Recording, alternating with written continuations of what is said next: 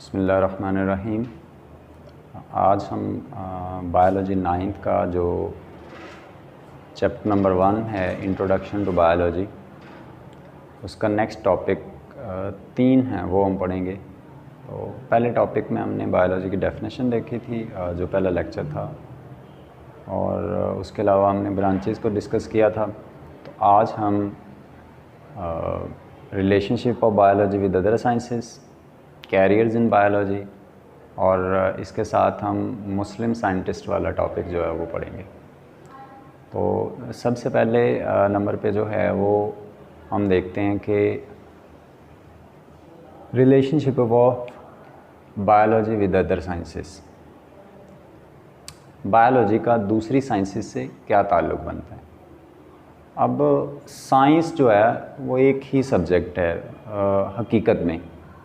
अब इस साइंस को ज़्यादा आसानी से पढ़ने के लिए या समझने के लिए इसको ब्रांचेस में तकसीम किया गया है। अब ये ब्रांचेस जो हैं वो एक दूसरे से अलहदा जो हैं वो मुकम्मल तौर पे डिस्क्राइब नहीं की जा सकती, तो इसलिए हर ब्रांच का दूसरी ब्रांच से कोई ना कोई ताल्लुक़ है। फॉर एग्ज़ाम्पल हम बायोलॉजी में कोई एक्सपेरिमेंट करते हैं, तो एक्सपेरिमेंट करते हुए हमें कुछ दिन लग जाते हैं, तो उसमें हमारे पास जो डाटा होता है वो डाटा हम लिखते रहते हैं, और लिखने के बाद उस डाटा को ऑर्गेनाइज़ करने के लिए हमें मैथमेटिक्स के टूल्स एंड टेक्निक्स की ज़रूरत पड़ती है। ठीक है जी। इसी तरह हमने एनिमल्स में मूवमेंट को देखना हो, जो एनिमल्स के जिस्म की मूवमेंट है, तो इसके लिए हमें फ़िज़िक्स के जो कवानीन हैं उनका सहारा लेना पड़ता है। ठीक है जी। तो अकेला एक सब्जेक्ट को नहीं पढ़ा जा सकता, दूसरे सब्जेक्ट उसमें हेल्प करते हैं। तो यही जो है ये इंटरडिसिप्लिनरी साइंस जो है इसकी बुनियाद बनाता है। इंटरडिसिप्लिनरी साइंस का मतलब ये है कि हर ब्रांच जो है वो दूसरी ब्रांच से कुछ ना कुछ ताल्लुक़ रखती है जी। इसमें सबसे पहले नंबर पे जो है वो है बायोफिज़िक्स। इसमें क्या पढ़ा जाता है? प्रिंसिपल्स ऑफ फिज़िक्स पढ़े जाते हैं जो बायोलॉजिकल फिनोमेना में एप्लीकेबल होते हैं। Study of principles of physics which are applicable to biological phenomena. Principles of physics हम इसमें पढ़ते हैं, which are applicable to biological phenomena.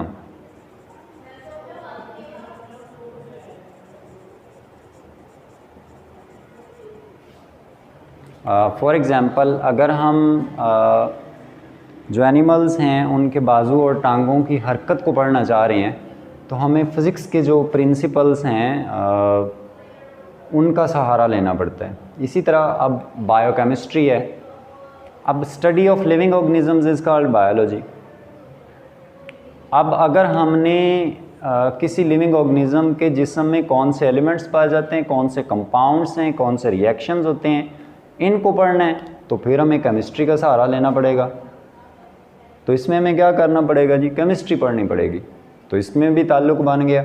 Study of chemistry of living organisms, study of chemistry of living organisms. उसके अलावा next जो है हमारे पास biomathematics है। तो बायोमैथमेटिक्स में हम क्या पढ़ते हैं जी? बायोमैथमेटिक्स में ऐसे टूल्स एंड टेक्निक्स को पढ़ा जाता है जो बायोलॉजिकल फिनोमेना में एप्लीकेबल होते हैं। फॉर एग्ज़ाम्पल जो मैथमेटिकल टूल्स हैं वो कौन से हैं? प्लस, माइनस, एवरेज है, ये सारे मैथमेटिकल टूल्स हैं। तो इनको हम इस्तेमाल करते हैं जब बायोलॉजिकल डाटा है उसको ऑर्गेनाइज़ करने के लिए। ठीक है जी। तो बायोमैथमेटिक्स या इसको बायोमेट्री भी कहते हैं। उसके बाद है जी हमारे पास बायोजियोग्राफी। बायोजियोग्राफी, जियोग्राफी में मतलब डिफरेंट रीजन्स ऑफ वर्ल्ड जो हैं उनके बारे में पढ़ा जाता है जियोग्राफी में। तो अब बायोजियोग्राफी क्या है कि लिविंग ऑर्गेनिजम्स को उनकी अक्रेंस और डिस्ट्रीब्यूशन की बुनियाद पर पढ़ना कि लिविंग ऑर्गेनिजम्स कहाँ कहाँ पे पाए जा रहे हैं, तो इस लिहाज से उनको पढ़ना। और इलाके के लिहाज से हम बता देंगे कि कौन सा लिविंग ऑर्गेनिज्म वहाँ पे मौजूद है, क्योंकि हर जो जियोग्राफिकल रीजन है दुनिया का उसमें जिस तरह के जानदार रह सकते हैं उसी तरह के पाए जाते हैं। तो हम इलाके की जो करैक्टरिस्टिक्स हैं उनकी बुनियाद पे हम बता देंगे कि यहाँ पे किस तरह के जानदार मौजूद होंगे। उसके बाद बायो इकोनॉमिक्स है, लिविंग ऑर्गेनिजम्स को पालना या स्टडी करना किस हवाले से, इकोनॉमिकल पॉइंट ऑफ व्यू। मतलब हमने गंदम की फसल लगाई है, गंदम की फसल पे हमारी कितनी लागत आई है और कितना हमारा टाइम स्पेंड हुआ है और उसके बाद हमें कितना मुनाफा मिलेगा, ये सारी चीज़ें हम बायो इकोनॉमिक्स में पढ़ते हैं। तो ये कुछ एग्ज़ाम्पल्स हैं relationship of biology with other sciences की, इसमें 5 दिए हुए हैं। अब नेक्स्ट हम जो टॉपिक पढ़ेंगे वो careers in biology. Career in biology मतलब अगर आपने मैट्रिक और एफएससी बायोलॉजी में की हुई है, आपने बायोलॉजी पढ़ी हुई है, तो उसके बाद आप कौन सा प्रोफेशन चूज़ कर सकते हैं अपनी लाइफ में। तो ये चीज़ें हमने कैरियर्स इन बायोलॉजी में पढ़नी है। अब सबसे पहले नंबर पे यहाँ पे है मेडिसिन एंड सर्जरी।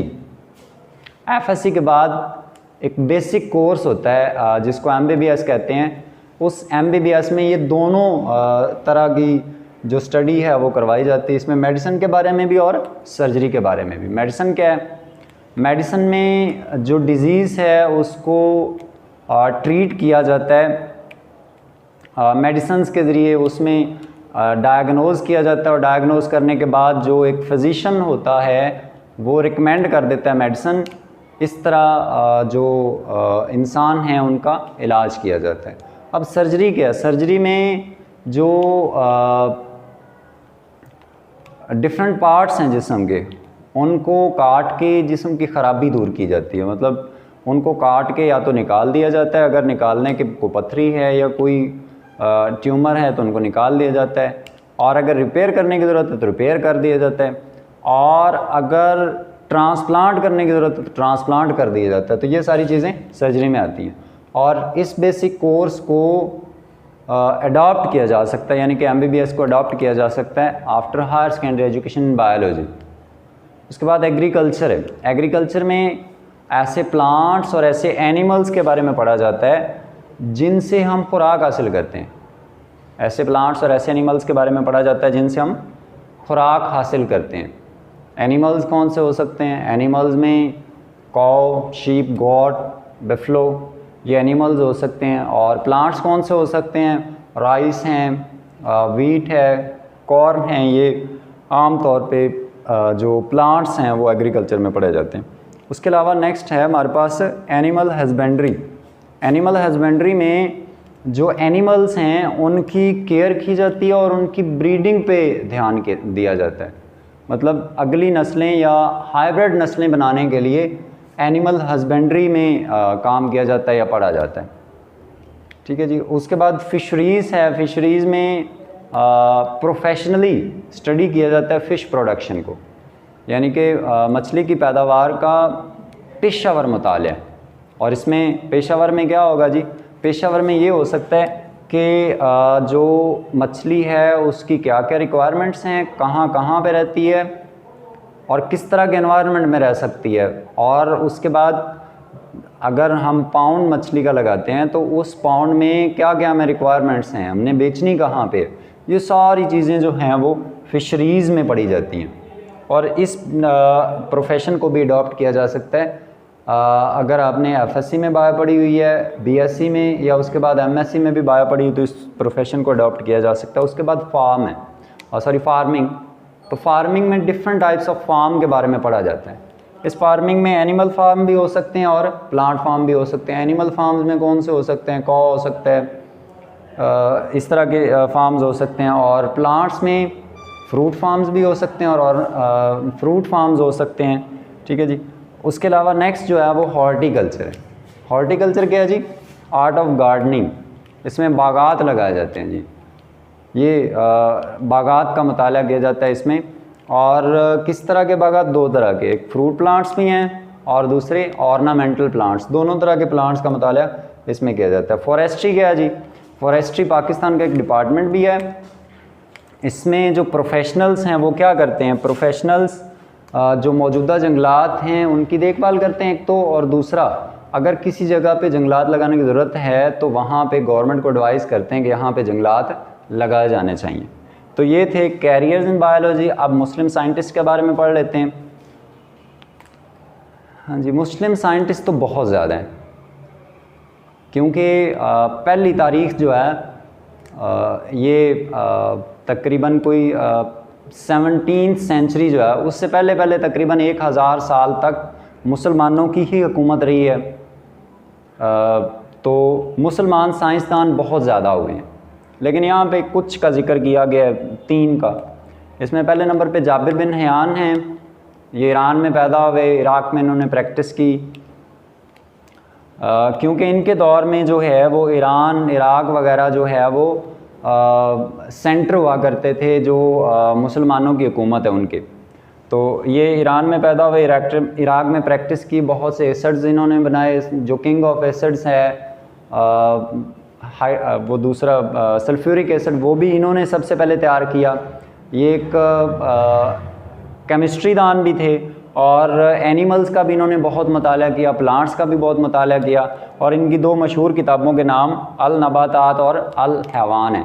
अल नबातात यानी कि पौधों का मुताला, जिसमें पौधों के बारे में इन्होंने लिखा, और अल हैवान यानी कि एनिमल्स के बारे में इन्होंने लिखा इसमें। दूसरे नंबर पे हैं अब्दुल मलिक अस्माई।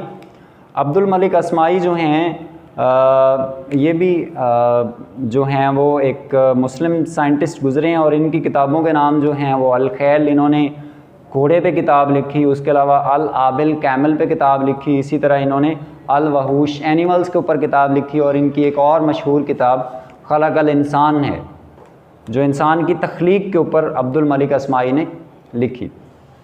उसके बाद अबू अली सीना हैं। अबू अली सीना बड़े मशहूर व मारूफ़ हैं, और इनको वेस्ट में एविसीना के नाम से जाना जाता है। और ये एक एस्ट्रोनॉमर भी थे, एक फिज़िशियन भी थे, इसी तरह एक पोइट भी थे। और इनकी सबसे मशहूर किताब जो आज भी तिब्ब की जो तोप है वो समझी जाती है, जिसको कहते हैं अल कानून फिल तिब, आज भी पढ़ाई जाती है वहाँ पे यूरोप में। तो ये इनकी मशहूर किताब है। तो आज हमने इस लेक्चर में 3 टॉपिक्स पढ़े हैं। इसमें सबसे पहले नंबर पे relationship of biology with other sciences, second हमने पढ़ा है कैरियर इन बायोलॉजी, और थर्ड हमने पढ़ा है मुस्लिम साइंटिस्ट। ठीक है जी, इसको अच्छे से तैयार कर लेना है। ओके जी, थैंक यू।